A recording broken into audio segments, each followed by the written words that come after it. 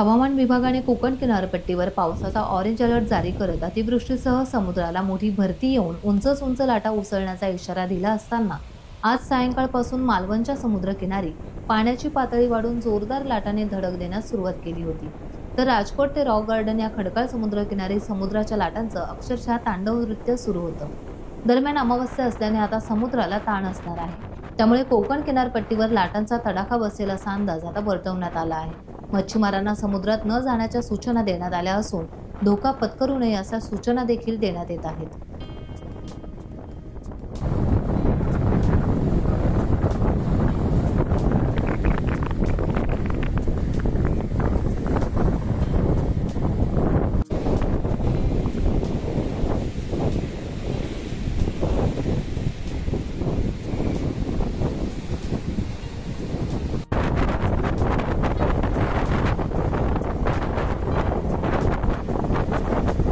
Times डिजिटलला like करा, subscribe करा, share करा आणि बेल आयकॉन दाबायला विसरू नका।